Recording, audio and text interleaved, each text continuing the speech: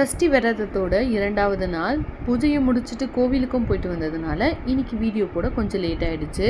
இன்னைக்கு முருகருக்கு பால் தயிர் விபூதி அபிஷேகம் தான் பண்ணியிருந்தேன். முருகர் பார்க்கவே ரொம்ப அழகா இருந்தாரு. அபிஷேகம் செஞ்சு முடிச்சுட்டு அவருக்கான பூ அலங்காரம் எல்லாம் செஞ்சுட்டு வேல்மாறலும் கந்த சஷ்டி கவசம் தான் பாராயணம் பண்ணேன். இன்னைக்கு 2வது நாள்யா, அதனால 2 மெழுகு மட்டும் நான் எடுத்துக்கிட்டேன்.